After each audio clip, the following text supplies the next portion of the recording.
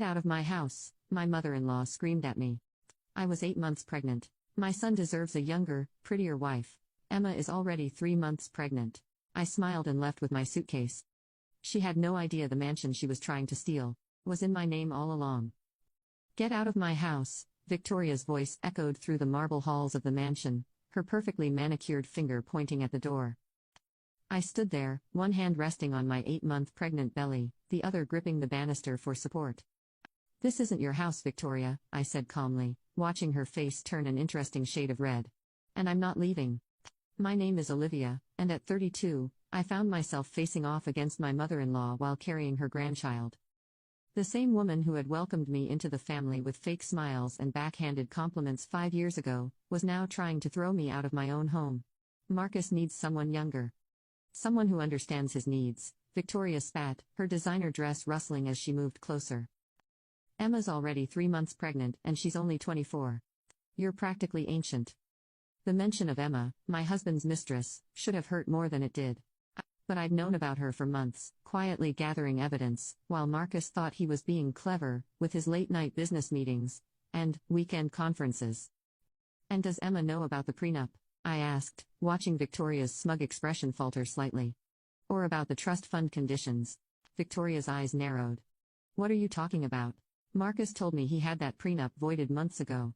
I couldn't help but laugh, the sound echoing off the high ceilings. Of course he did. Marcus has always been good at telling people what they want to hear.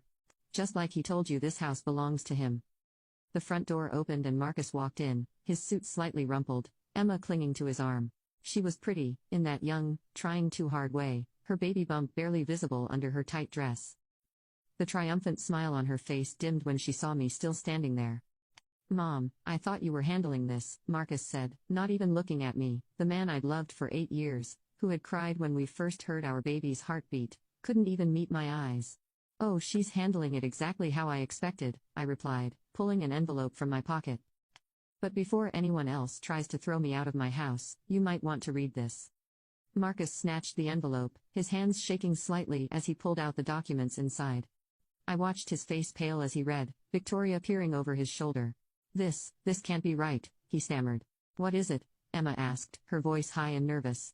The house, Victoria whispered, her eyes wide with shock. It's in Olivia's name, has been since before the marriage.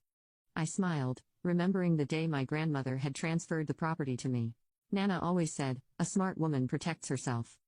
The prenup you thought you voided. That was a copy. The real one is filed with 3 separate law firms. But the trust fund, Marcus sputtered. My inheritance is contingent on you staying faithfully married to your first wife until your 10th anniversary. I finished for him. Your father wasn't as trusting as you thought, Marcus. He'd seen too many of his friends' sons waste family fortunes on younger women. Emma's grip on Marcus's arm loosened. You told me you were wealthy, she accused. That we'd live in this mansion after the divorce. He told you what you wanted to hear, I said, almost feeling sorry for her. Almost. Just like he told me he was working late all those nights, when he was really with you. Victoria stepped forward, her composure cracking. You planned this, you've been planning this all along. No, Victoria, I planned to build a life with your son. To raise our child in this house. You and Marcus were the ones with plans. I rubbed my belly as the baby kicked, drawing strength from the movement. I just made sure I was protected when those plans came to light.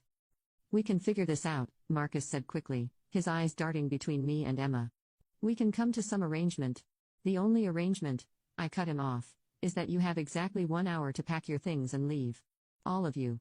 The security team has been notified, and they know who owns this house. You can't do this, Victoria shrieked. That's my grandchild. Yes it is, I agreed.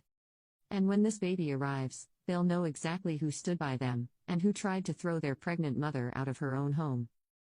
Emma was already backing toward the door, her dream of playing Lady of the Manor crumbling before her eyes. Marcus looked lost, probably realizing for the first time that his carefully constructed house of cards was falling apart. 1 hour, I repeated, turning to climb the stairs. After that, the police will be happy to escort you out. This isn't over, Victoria called after me. We'll fight this. I paused at the top of the stairs, looking down at the 3 people who thought they could discard me so easily. You're right, Victoria, it's not over. Because tomorrow, the family lawyer will be delivering some very interesting documents to the trust fund managers. I wonder how they'll feel about Marcus violating every condition his father put in place. The silence that followed was deafening. I walked to my bedroom in my house, and sat in the window seat, watching as Marcus and Emma hurriedly threw bags into his car. 30 minutes later, Victoria stood on the driveway, still in shock, probably trying to figure out how her perfect plan had backfired so spectacularly. As they drove away, I felt the baby kick again. "Don't worry, little one," I whispered, resting my hand on my belly. "Mommy made sure we'll be just fine." What they didn't know was that this was just the beginning. Tomorrow, when the trust fund managers received proof of Marcus's infidelity, and the pregnancy he conceived while still married to me, the real fallout would begin. Victoria's dreams of her son inheriting control of the family fortune. Now you can watch the second part by pressing share and more.